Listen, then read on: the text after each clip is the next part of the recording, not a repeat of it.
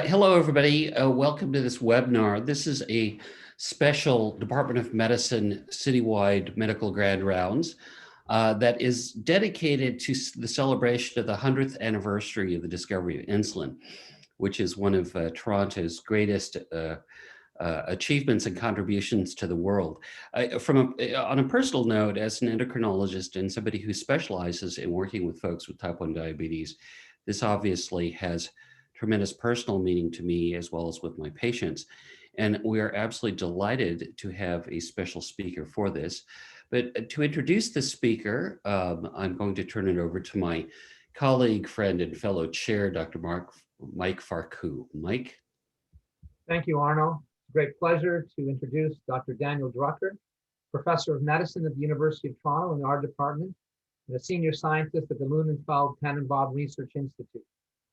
As we launch our celebration of the discovery of insulin, there's no one more fitting to kick this off than Dr. Drucker, entitling his talk, 100 Years of Innovation, the Insulin Story. Dr. Drucker is known for his studies into the molecular physiology of gut hormone action and their use in the treatment of diabetes and other metabolic disorders. His lab is internationally renowned for an environment that explores scientific breakthroughs and their clinical relevance. His lab has carried out basic science supporting the development of 2 new classes of drugs for the treatment of type 2 diabetes. Dr. Drucker has been celebrated both nationally and internationally, including his being awarded the Claude Bernard Prize from the European Association for the Study of Diabetes in 2012, and the Banting Medal for Scientific Achievement from the American Diabetes Association in 2014. He is an officer of the Order of Canada and was elected as a Fellow of the Royal Society in 2015. But most importantly, Dan is a highly valued citizen of our department and has served us well on many committees of the department. So Dan, welcome. Thanks very much. And I'm sorry that I can't see everyone up close in person, but hopefully with time, we'll be able to make that happen. And so I'm going to take you on a little tour of the history and where we started and how we're doing today and what the university and the Department of Medicine is really doing in this special year. These are my current disclosures with regard to speaking or consulting or research support. They're not related to insulin, but they are relevant to diabetes. So if you Google the Fabulous Four, which I did, you don't automatically come up with Banting and Best. So you get 4 amazing boxers from the 1980s. Some of you might recognize some of these folks. These folks come up when you Google the Fabulous Four. We just actually had the anniversary of the Beatles appearing on the Ed Sullivan Show a few weeks ago. But of course, in Toronto, the Fabulous Four is widely recognized scientifically as this group of individuals. And from the very beginning, the story of the discovery of insulin, as beautifully told to us by Michael Bliss, who unfortunately passed away and would have been the perfect person to give this lecture. But the story is, I think, full of amazing sort of circumstances and achievement and controversy. And so right off the bat, we have the Nobel Prize on the left, which we'll talk more about.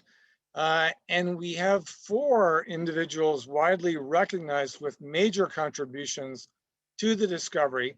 But we know that only Banting and MacLeod were awarded the Nobel Prize. And you know, this raises the question, why did this happen? How did the deliberations unfold? Why weren't the 4 recognized? And I know there's a lot of ambitious people in the Department of Medicine who are smart and probably qualified to win a Nobel Prize. So let's just go through some of what it takes to be nominated. And one can't just, you know, send off a postcard to Karolinska and scribble down a few names and a brief description of the discovery. One actually has to either be qualified, and the qualifications keep changing. They're not sort of static, but they are dynamic. You can see, you know, they are fairly broad. but you have to actually be in a position to be qualified to go to their website and download the nomination documents, and then they have to be sent in as hard copies. Now, the Nobel Prize guidance stipulates that only up to 3 individuals can be named to the Nobel Prize for Medicine, and I believe the other Nobel Prizes as well. And that creates a challenge for all of you who are thinking about discovering stuff and want to be future Nobel laureates, because today science very often is a team sport and actually a collaborative consortium activity. So you can imagine how these criteria, which may have been very appropriate back 100 years ago, are now more challenging for the committee in the way that science is done. So we are going to set the stage for this amazing, fabulous 4 to be in the right place at the right time to make this discovery. And the first thing we should recognize, and I've taken this from a lovely review from Dr. Patricia Brubaker and Gary Lewis in our department in both medicine and physiology. And this was published in JCI. And you will see a dozen scholarly historical reports in every journal, whether it's JCI or Science or Diabetologia. This is the year that we will see almost every major metabolism or general science journal celebrate this. And what we can see from this historical overview is that lots of people before Banting had the idea that the pancreas was probably a source of a glucose lowering extract, that one could make these extracts and lower glucose in animals and ideally isolate this magic extract with or without pancreatic duct ligation, which was Banting's inspiration, which really was not essential to the discovery. So how is it that all of these people before, many of whom are highly qualified established scientists, why is it that we have Banting and Best as the discoverers and not these amazing people? And that can be debated for quite some time, but whenever we celebrate the history, we are reminded by people in other countries representing other institutions that in fact other people deserve credit. You know, the 75th anniversary, we had a lot of pro-Paulescu protesters from Romania showing up. That's one advantage of having a virtual celebration perhaps this year, but we should give credit to a lot of these individuals who had very similar ideas even before Banting's famous train. So we know Fred Banting quite well. I think he was a medically trained individual. Like many during his time, he did serve during World War I. He returned to Toronto to complete his training, moved to London, Ontario to set up his private practice. And by the records we have, it really wasn't an amazingly successful practice, which is probably one of the reasons why he felt able to abandon what he had in London, Ontario, and move to Toronto to pursue his dream. And it wasn't entirely clear to Fred Banting that he should just abandon everything in London. In fact, when he first discussed this with MacLeod, as we'll see, and actually moved to Toronto to start these studies, he didn't really sell his house or completely sever his ties, because he wasn't certain. He was probably wondering, am I going to be as you know, unlucky or not as successful in science as I'm going to be in medicine? And it really, obviously, the events as they unfolded made the decision easy for him. And then, you know, tragically, there were so many interesting things about Fred Banting and his love of art and his association with the Group of Seven and his mysterious contributions to the war effort in World War II. And, you know, again, Michael Bliss and others have written amazing books about this that are well worth reading. So Charles Best was also a very, you know, bright young man, as they would have described at the time. He was actually born in the United States, but his parents were Canadian, and he moved back here. He was trying, like many of you probably, he was trying to choose between McGill University and the University of Toronto, but he had more family in this area. So he moved back to Toronto, had his studies interrupted again by the First World War, and then returned. And then, the famous sort of coin toss about who was actually going to work with Banting during the summer of 1921 as the assigned medical student. And it's alleged that Clark Noble lost the coin toss, and to the great, I think, good fortune of Best, he became the assistant. And many of you, I think, may have encountered Charles Best if you're old enough. He used to lecture regularly at the medical school. He would give the first year medical class a lecture on physiology. I think the last year that he gave that lecture might have been 1974 or 1975. And we all know that, certain eminent scholars such as Mladen Vranic were in fact his last postdoctoral fellow. So he continued in science. He initially was interested in medicine, but he was too young to start medicine. So he stayed in science. And obviously we know how glorious that decision became. Now, the real scientist and brilliant person was Collop. Again, a Canadian from Ontario, extremely successful at a young age. You can see how old he was when he started publishing. And by the time he joined Toronto, he actually was a visiting scientist in the Department of Chemistry.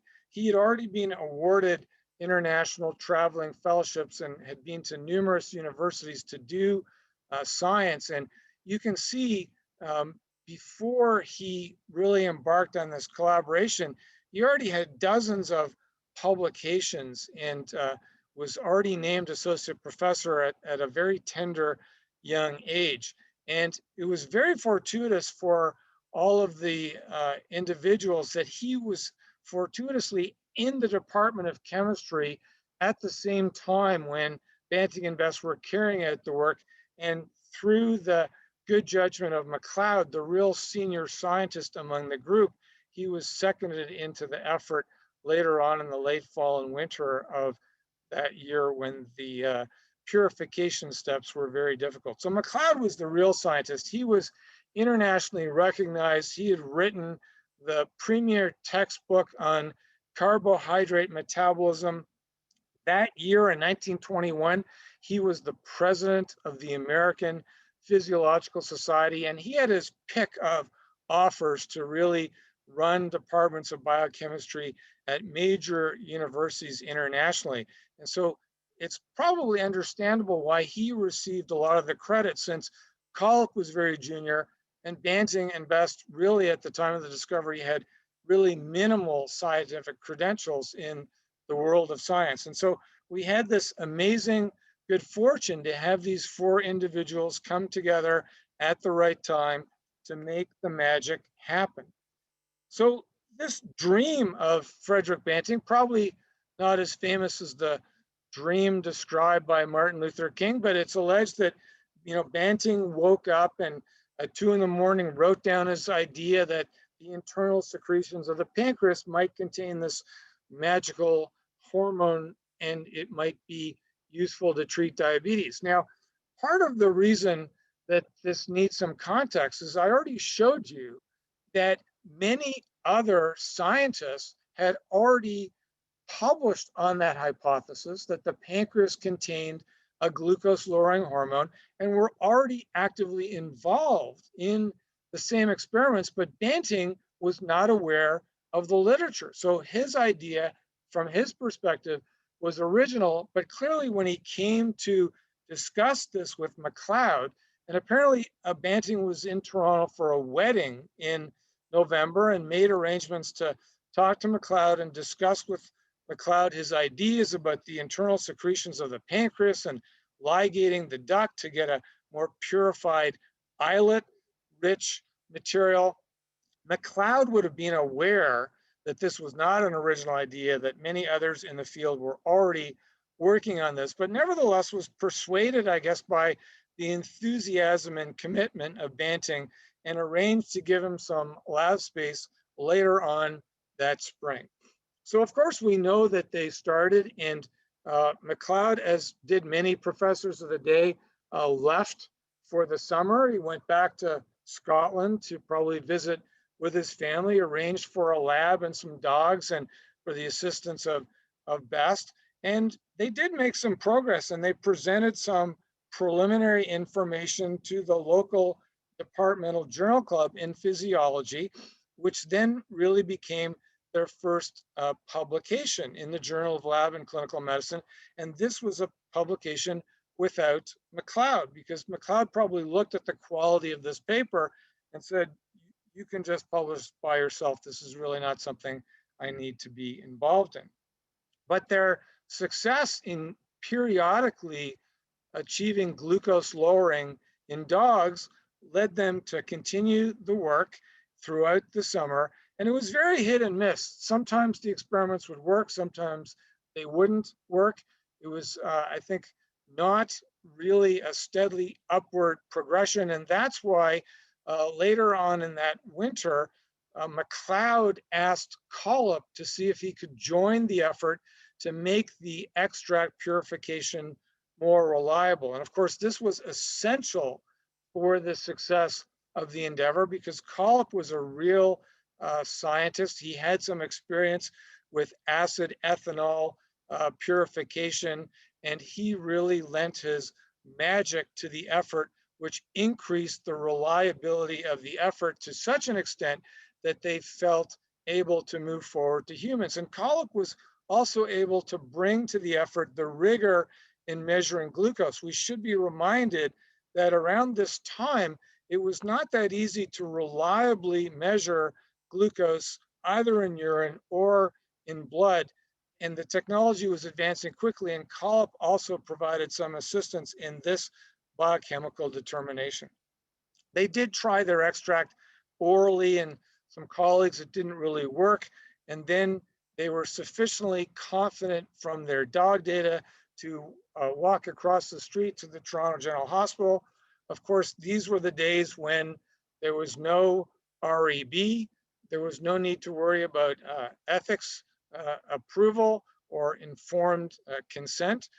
There was a need to have privileges at the hospital, which Banting did not. And so he had to persuade the individuals on the clinical unit that this was a good idea that they administered the abstract. Of course, the first injection didn't work at all and resulted in a huge abscess, and Leonard Thompson was quite sick.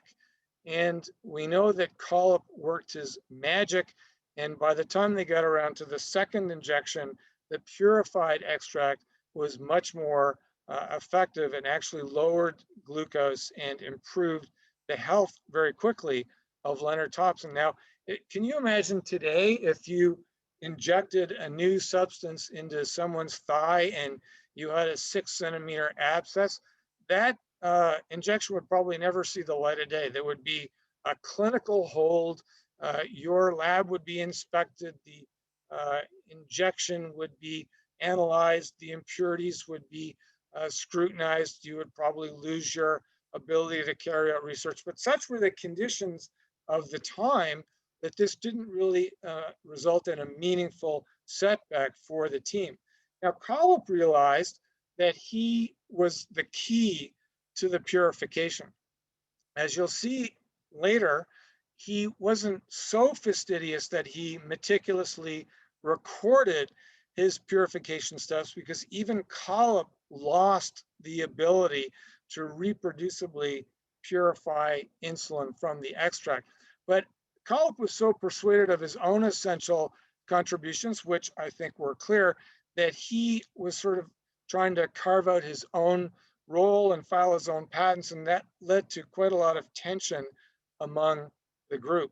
And of course, Leonard Thompson became very famous and was the beneficiary for years thereafter of being the first individual admitted. And those of you who frequent the 12th floor of TGH at UHN have a beautiful pictorial display outlined on the sequence of events at the time. Now, with success comes responsibility. because as we know at the time, type 1 diabetes was a uniformly fatal disease. And it soon became very apparent to the people in Toronto that they needed to really massively scale up the production of insulin to commercial grade, as we might say at the time. Now, the only local opportunity to do that was the Connaught antitoxin laboratories. Had been established a few years before as a result of World War I and the problems the soldiers were having with tetanus and rabies and other terrible infections. And the success of the Pasteur Institute was really the model for developing these serums that could immunoneutralize some of the toxins. And with that technology came the ability to really scale up the type of technology that was needed for production of a biologic like insulin. So the news started to spread initially scientifically, and one of their first major publications was in the CMA journal. And you'll notice that McLeod is not an author on this paper. Again, interesting to speculate, why was this journal not up to his standard? Was the quality of the scientific publication not up to his standard? But nevertheless, it was Banting Best Culp and the clinical team that really described this for the world early in 1922. Now, that was on the Canadian stage. The news was disseminated subsequently thereafter at the American Physiological Society. Remember that McLeod had just been president of the society, so they had a platform presentation, and in the audience was Dr. Close, director of research at Eli Lilly, who was quite intrigued and saw the possibilities of this therapy immediately, and also recognized that Eli Lilly would be able to bring a lot of expertise. They were very good at protein isolation at the time and isoelectric focusing, which allowed for greater purification than was currently ongoing at the Toronto group. Now, in the spring of 1922, the folks in Toronto were still pretty confident that they would be able to meet the worldwide demand and scale up insulin production at Connaught. So the initial offer of Close was refused. They sort of said, thanks very much, Dr. Close, we don't need your assistance. What happened thereafter, though, is that even Collip lost the ability to reliably purify and produce insulin.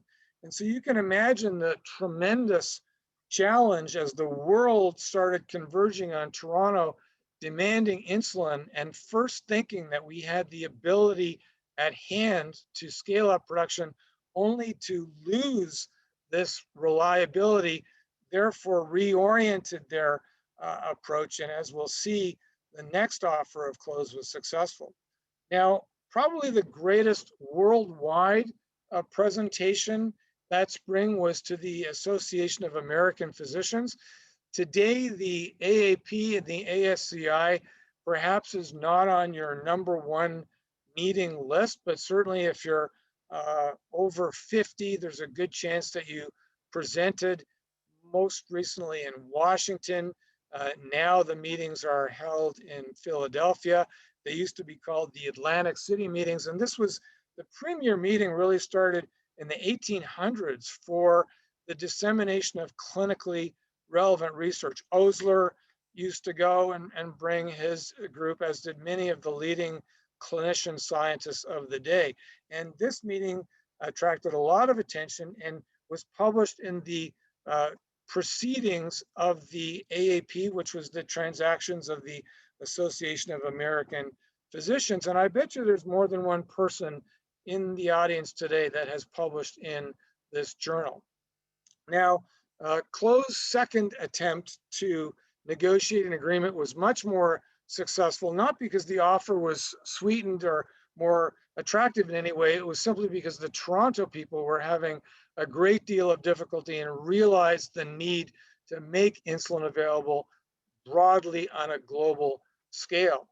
And the folks in Toronto formed a committee to organize the production of insulin. They realized that beyond Cannot and beyond Eli Lilly was a big world with type 1 diabetes and a demand for insulin globally. And they also realized that although the initial desire to make the methods freely available were certainly laudable, and we talk about these regularly today in the context of very expensive drugs, they realized there were pitfalls in losing control, and if all of the control was ceded to pharmaceutical companies who would then file their own patents, and perhaps Toronto would lose the ability to make insulin available to the world. So there were patents filed. Now, very shortly thereafter, August Crow from Denmark visited Toronto at the urging of his wife, Marie, who was also a scientist who also had type 2 diabetes. And so there was a little personal interest that Marie had in this discovery. And August began to produce insulin in Denmark, and his involvement was particularly critical because he was the Nobel laureate in medicine in 1920 for his discovery of muscle microvascular perfusion. And it was August Crow, as a previous Nobel laureate, who was one of the qualified individuals who subsequently made the nomination for MacLeod and Banting for the Nobel Prize. So we know that there was a tremendous amount of activity to scale up Cannot. The history of Cannot Laboratories is, I think, being revisited today when Canada is looking at its capacity to make biologics such as vaccines, which over time Cannot Laboratories transitioned into a producer of vaccines. And certainly we're revisiting the history of how we lost control over this national production facility. But Canada began to license the production of insulin very widely to meet the worldwide demand beyond the rights license to Lilly and to what later became Novo Nordisk. So in order to license right, you had to have intellectual property. Here is what is described as the first patent. And again, very fascinating, I think. You notice who the inventors on the patent are. It's Collip, Best, and Banting, and not MacLeod. And we know, I think all of the people in the audience know, that the rules for assigning inventorship are very different than the rules for authorship, and somewhat overlapping, but you generally, I think, work hard and make sustained contributions, hopefully, to merit authorship. If you're an inventor, you can simply contribute something as little as walking by the bench on the day a critical experiment is being done and say, I really think the absolutely critical element to your experiment is lower the pH to 7.1 during the extraction. And if that's the key element that's fundamental to the discovery to teach others how to do it, you deserve to be a named inventor. So, MacLeod probably was not viewed as being essential to the science carried out that was described in this patent. And of course, the fastest awarding of the Nobel Prize in history from bench to bedside to Nobel Prize in record time. And there are many famous individuals who received insulin early on. We have all seen these pictures of Teddy Ryder before insulin on the left and after insulin in the middle and the right. In fact, Teddy Ryder wrote to Banting and described the fact that insulin had transformed Teddy, according to his own words, into a chubby individual from a very thin, unwell individual. And Teddy Ryder used to come to our celebrations and, in fact, did attend the 75th anniversary of the discovery of insulin 25 years ago. Among the more famous individuals who received insulin, which reminds us that the social determinants of health 100 years ago played an enormous role in who would be an early candidate for insulin. not surprisingly, people with means who had the ability to travel, who could afford the necessary expenses that it would require to travel to Toronto, such as Elizabeth Hughes, probably the most famous patient in the United States to be treated with insulin. And she, I think, was very unique in that she played a very large role in publicizing the insulin discovery, as did her family. And she was fortunate enough, as you will see, to be very well treated and had a full-time nurse that slept with her during the night to prevent hypoglycemia. So as the story spread, different people began to take, credit for the discovery. Collip, even though he was born in Ontario and did the work, had been in Alberta before, came to Toronto as a person with a junior position in Alberta, and after Toronto, 1 year later, went back to be the chairman of the department in Alberta. Very great recognition for his instrumental contributions. So there are movies made, there are books written, there are these tremendous articles that have been written. What are we doing at the University of Toronto? And I would say that the discovery of insulin and the 100th anniversary really is an opportunity to celebrate not just insulin, but to recognize the importance of innovation, of translational research, of bench to bedside activity. And so this is much bigger than insulin itself. And the University of Toronto has a number of activities and programs that we will continue to hear about, and its own website, www.insulin100.utoronto.ca. Our own Department of Medicine as well has a special landing page that's regularly updated with ongoing activities, as well as grants and various meetings, etc. And one of the things that we're doing is having a scientific celebration that's focused on insulin and type 1 diabetes. Now, we have a tremendous program committee with many members from the Department of Medicine and Physiology contributing suggestions to develop the faculty and the program. Their names are readily displayed. If one goes to insulin100.com, you'll see who they are. Many of you are probably thinking, why did they ask Drucker, who knows nothing about insulin, to contribute to this activity? And I regularly ask myself that every day, but I view this as a learning opportunity. So I think people looked around and said, who would benefit the most from helping to organize this meeting? And that was clearly me. So we were going to have a big in-person celebration with 750 to 1,000 people down at the Western Harbor Castle. Obviously, with COVID-19, that has been transformed to a virtual meeting. There are two components to this.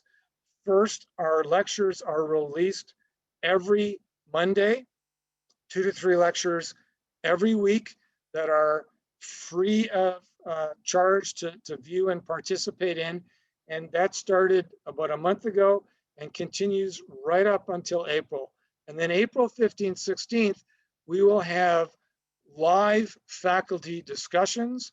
We will have live virtual poster viewing, and we will have opportunities for trainees to win prizes and be recognized and present their work. And for those of you who have trainees working in the broad field of diabetes, whether you're a graduate student or a postdoc or an early career investigator, we have prizes for you. I think this is a great opportunity to submit your work, have credit for an abstract. There's no charge to submit your work. You will receive a URL and a DOI for your poster. It will be up there for years to show people you'll get credit for this when you're applying for your grants, etc. And you might be one of the 12 special individuals recognized as being an Insulin 100 awardee. So please take a look at this. The abstract deadline is March 1st in a couple of weeks. We have almost every journal in the field of diabetes and metabolism, or broadly, such as JCI and Science, and you'll see Nature and many other journals will publish special issues or special article collections. Diabetologia, the major diabetes journal of the Society of Diabetes in Europe, the ESD, has partnered with us to publish a special issue. It will be printed in well over 100,000 copies and delivered both electronically as well as in print form once our meetings resume. We have over about 15 articles, I think, contributing to this special issue, including, as you see, our own Mike Freilich and Bernie Zinman, who have written a beautiful article that's online now and available on the discovery of insulin. So that's something to look forward to. About half the articles are already online. The World Health Organization has reached out to us, as they had previously announced on World Diabetes Day, which is Banting's birthday, a new global compact for diabetes. So obviously their main focus now is on COVID-19, but they have not lost sight of the fact that diabetes worldwide poses the greatest challenge to the health and prosperity of nations. And they will unveil their new strategy, their new global compact for diabetes at our meeting on April 14th with an online symposium that I think will be extremely important in terms of putting in place an action plan to really improve the health and lives of people with diabetes. Dr. Jackie James and Dr. Gary Lewis and their colleagues have also organized a special unique session for people with type 1 diabetes, people living with diabetes. I think this will be tremendously exciting and successful and very complementary to the sessions that the WHO is organizing. And the Gardner Foundation will also have a special virtual symposium held in conjunction with our meeting. So I won't take you through the entire meeting. I'll just give you a flavor of some of the things that we're going to be talking about. You know, you can read about hypoglycemia for hundreds, if not thousands of years. One of the earliest assays that was used to measure how much insulin was in an extract was actually the Seizure Assay, which dropped blood glucose to the point of seizures, initially in rabbits, later in mice. And that was the first definition of a unit of insulin, which obviously has been refined since then. And to this day, hypoglycemia remains a substantial challenge. So tremendous amount of important research looking at how we sense glucose, what goes wrong in people with type 1 diabetes, why does defective glucose sensing happen, can we attack the problem from the point of view of glucose sensing or from the point of view of technology, and lots of really good progress on both sides of that equation. You know, we still are trying to figure out how insulin works. We have experts in our community, such as Amira Klipp, who's part of the invited faculty, and Ron Kahn as well, who is involved in characterization of the insulin receptor, will update us on exactly how insulin works and can we really fine-tune new insulins to direct insulin action in an appropriate way, but avoid hypoglycemia.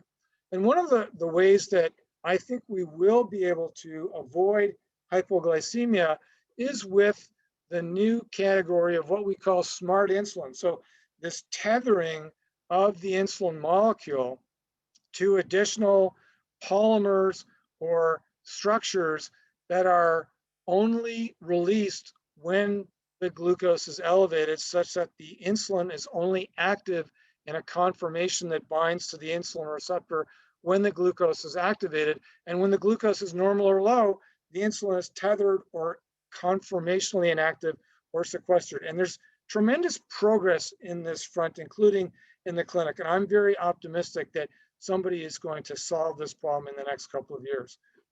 Diabetes in pregnancy has seen tremendous advances, and you know, we should recognize the leadership in Toronto of people like Denise Faig and other colleagues, Jackie James and Diane Donut, and so many people who are managing this locally, as well as in all our hospitals. There are too many to name, but we're tremendously strong at our university, and we're going to get updates on the latest clinical trials and use of technology in this area. We also have updates from what I call the real world of type 1 diabetes care delivery. The type 1 diabetes exchange has tremendous information on the ground from real world diabetes clinics, and they're constantly updating valuable education and implementation science to allow us to treat people with type 1 diabetes better. So what is the race looking like today? So we've gone from insulin pumps to rapid progress in closed loops, the ability for technology to incorporate glucose sensing, feeding back to our pump that delivers the amount of insulin in proportion to the ambient glucose. And we're getting better and better at this. And I always like to say, for now, the engineers are winning. And you know, many people are what we call hacking this technology, and people are impatient.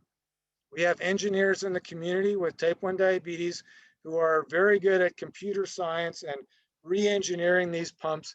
And we have a tremendous community effort in redesigning and taking apart and rebuilding these efforts. And we're going to hear from Dana Lewis, one of the leaders in the field. And these closed loop systems have made such an enormous difference in the lives, not just of the children and people with diabetes, but of the families. As you know, if you have a child with type 1 diabetes, the whole family is affected and involved. And often, you know, we hear that parents just don't sleep for years, the whole night, for the issues that we're very well aware about in terms of hypoglycemia. So tremendous progress in implementing this pump technology.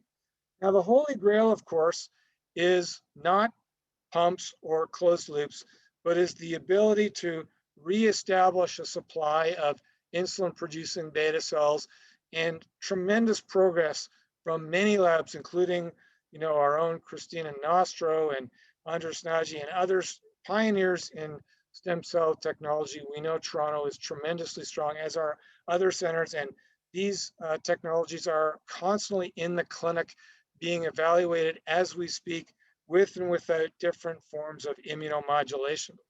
And obviously we know that we have to tackle the immune system separately, because it's very difficult so far to re-engineer out the immune determinants that foster destruction of these beta cells. So lots of progress on the humoral side, on the cellular side, on trying to re-engineer the immune system to not recognize and attack these cells. And there has been amazing progress. So we have seen with a number of investigational agents the ability to blunt the development of the autoimmune attack and to delay the onset of type 1 diabetes. And we are getting better at what I call precision medicine for type 1 diabetes. So I think soon we'll be able to look at the combination of antibodies that a person at risk has, as well as their profile of T cell activation, and probably tailor a cocktail for that individual based on their immune profile that will best delay or prevent their type 1 diabetes. And I've tried to summarize some of these advances for colleagues in a recent article in Diabetologia.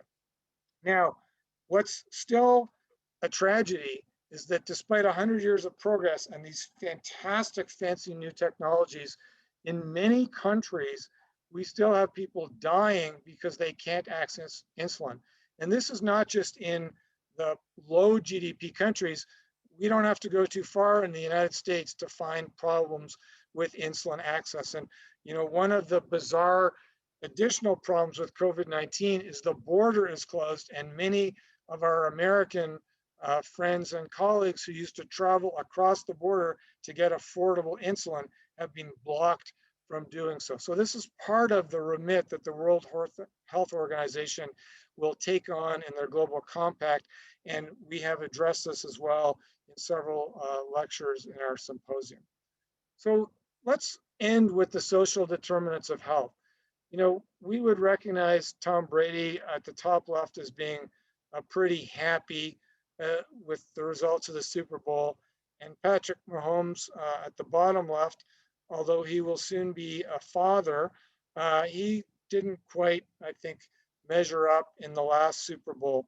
But what engendered a controversy was one of the commercials that featured Nick Jonas, described as a Dexcom warrior, showing off his, glucose technology for constant glucose measurement. And you could look at his phone and constantly know what his glucose is and transmit this information to his colleagues or parents or healthcare providers.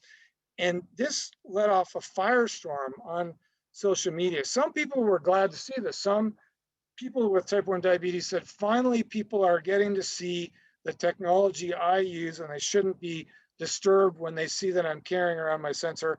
Other people said, oh, sure, spend $5 million describing really expensive technology that costs thousands of dollars a year when people still can't afford the insulin they need to survive every day.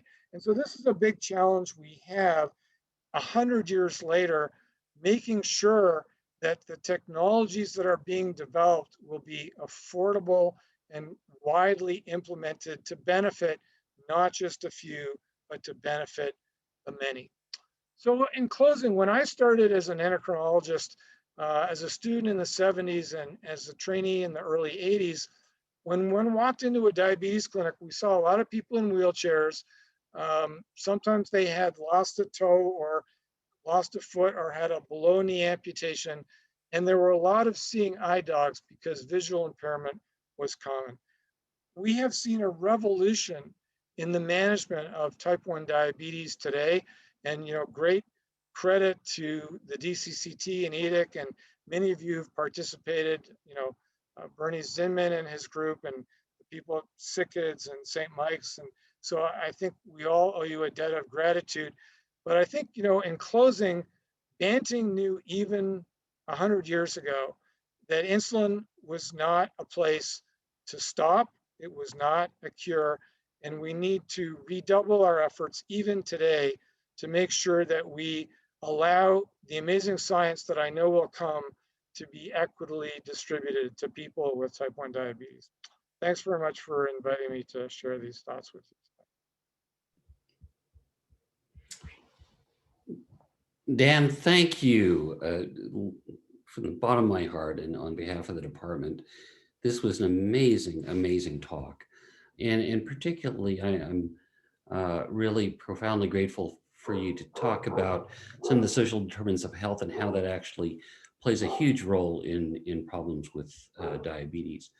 Jillian was on the line. I think she would like to say something as well. Jillian, please. I have no questions. I just want to say that was brilliant. Absolutely. Even better than I expected. And thank you, Dan Drucker, for telling such a great and wonderful story and setting me straight on so many details. And I also want to thank Dan for the leadership that he's shown along with his colleagues, Jackie James and Pat Brubaker and Gary Lewis and many more in developing the scientific conference that's coming up. I just want to say thank you. This is an incredible year, and Dan has played a major role in getting us all to where we are today. So thank you. Thanks, Jillian. There's a question from an attendee. How did Banting and Best decide on the dosage amounts for Leonard? I know calculating the correction factor varies between people and represents how much 1 unit of insulin alters blood glucose levels. Considering the first injection given caused an abscess, did they also decrease the amount for the second one? Was the only metric they used to measure how well it worked was the unreliable blood glucose measurements? Otherwise, considering patients have blood glucose levels extremely high, they would have to have needed a large dosage to make to have the patient feel any different. For example, the blood glucose being low. Yeah, so it was pretty crude. I think, it was probably a milligram per kilogram extrapolation from the dog to the humans. They really did not have a pure preparation. It was really Collip who later on succeeded in much better purification and standardization of the units of insulin, which came a little bit later. So it was really just guesswork on how much did we need to lower the glucose of a diabetic dog. Let's see if we can scale it up. Stab in the dark, really. Abu Shakarwi says, not a question, just a comment that few people exemplify the excellence in translational research and making it as relatable clinically as Dan Drucker. Absolutely awesome talk. Bonus points for Super Bowl references from Abu Shakarwi. Barry Goldlist says, how do you identify those at risk for type 1 diabetes in order to try dampening the immune response? Yeah, so our colleagues have gotten really good at looking at islet antibodies. And, there are 3 major antibodies and a few others that really provide, right now, I would say, 70 to 90% positive predictive value that an individual is going to develop type 1 diabetes, depending on if they have 1 or 2 or 3 of those antibodies. So we really are now at the stage where, with families particularly, we can look at a brother or sister and make an educated guess as to whether they are going to develop type 1 diabetes, in how long, and whether they should be a candidate to enroll in a series of preventive trials. So the late George Eisenbarth, who passed away, who was in Boston and later in Colorado, really spearheaded the effort, picked up by many, and tremendous progress in making these predictions. Thanks. Another attendee, how can we improve access to insulin worldwide? What kind of policies and changes are needed? You want to take So the WHO and others are really, I think, making a big effort to certify biosimilar insulins and manufacture these in association with companies and make them widely available. We've still seen many of the biosimilars tied up in patent court in the United States due to all kinds of small intricacies and details. But I think most people recognize that it's unconscionable to have expensive insulin. And I think, especially with the new Biden presidency, I think you'll see a renewed effort to really get a grip on the price of the insulins and to make biosimilar, less expensive insulins widely available. To be clear, you can go to Walmart or enroll in a Novo Nordisk Eli Lilly program now and get insulins for $25 a month. They're just not the newer, better insulin. So we still have a ways to go. And the irony in this, speaking to somebody who practiced in Michigan for many years, is that the cost of insulin per vial between Canada and the United States is 10 times higher for the same vial, same insulin in the US. Alan Desky says, do you want to mention the book Glory Enough for All, as well as the wonderful CBC miniseries based on the book? Yeah, so there, as I mentioned, I think I did mention, but certainly Best has written some excellent books. There are actually quite a number of excellent books. The CBC miniseries, I believe you can find it on YouTube. I have a pirated VHS copy that I need to rescue, but it's wonderful. Highly recommend those. Another one, as you emphasized, Collip was an outstanding biochemist and made contributions not just in diabetes, but also in PTH biology. Finished his career as Dean of Medicine at Western. Probably from So Collip went to McGill, where he really founded the modern endocrinology and biochemistry effort there, enabled the efforts of Hans Selye in terms of the endocrinology stress response, was responsible for purifying ACTH in addition to parathyroid hormone.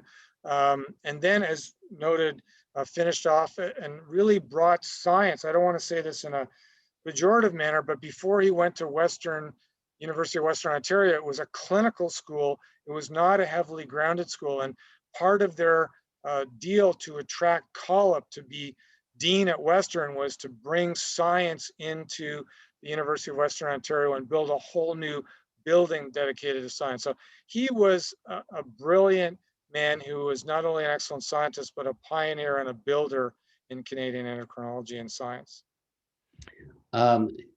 Another comment, what did Banting and Best actually do in the lab? I picture them operating on dogs and extracting pancreas and then injecting the extracts. What was the actual discovery, the purification process? Yeah, so Banting had this idea, which was not new, that if you ligated the exocrine ducts, the acinar cells would atrophy. You had to wait months until you had an atrophy of the exocrine pancreas, and you could get diabetes if you pancreatectized the animal, purified the pancreas, grind it up with a mortar and a pestle. You can see these videos of Banting in his lab. Bernie Zimmern likes to show this during his lecture, of Banting sitting in his lab with some pipettes, mortars and pestle, of course, smoking a cigar in between motions at the bench, as one did in those days. And so, yeah, they were basically grinding up pancreas, making crude extracts, injecting them back into diabetic dogs, and measuring the glucose. It was that complicated or simple, depending on your perspective. From Jackie James, thank you, Dan, for an outstanding walk through the discovery of insulin, through the clinical aspects, and of course, the business side of things, and back to innovations and support for the future. Any predictions for the next big breakthrough in conquering the complications that still plague people with type 1 diabetes, despite good glycemic control? Yeah, so we have several sessions on complications in our meeting, and I would have to say our understanding of complications beyond glucose and the metabolic and biochemical pathways that lead from hyperglycemia to microvascular disease, which are very well described, but we still don't understand where is the point of vulnerability and the ability to intervene independent of glycemia to reduce the complications of diabetes. So for those young people who are wondering, where should I start to work in the area of diabetes, I think complications is a great unmet need. And we've had tremendous serendipity with the SGLT2 inhibitors and GLP-1 receptor agonists, but we still have not fully understood, either from genetics or biochemistry, whether it's epigenetics and methylation and glycosylation. There's a lot of theories, but much more work needs to be done to tackle the innovation gap and complications. Dan, I'm sorry we have questions pouring in, but I'm going to have to pick one more before we finish up from Don Redelmeyer. Fantastic talk, a triumph. In hindsight, were there distinctive scandals that would have not been tolerated at the Department of Medicine by today's standards? So I think you. Yeah, I think as I was talking with Arno and Dr. Farku before, I think the behavior of our entire medical and scientific community and society at large would not have been tolerated today. And that's an entirely separate, important discussion that we constantly need to have. So it was just a different time and different set of behaviors, and not necessarily positive, and shouldn't all be modeled. And we have seen our colleagues write in the CMAJ about Osler and Osler's attitudes to people in society at the time. And I actually scoured the literature for stuff that Banting and McLeod said in case I was going to have this raised today. And thankfully, it's probably there. It's just not recorded in the public domain. But it was a different era for sure. Thank you. So again, Dan, on behalf of the Department of Medicine and all the people in the audience, just an absolutely wonderful talk. And we're really grateful for you to have the time to celebrate this important development. So thank you very much. Thank you, everybody. Thank you very much, everyone. Take care. Bye-bye. Bye-bye. Be safe.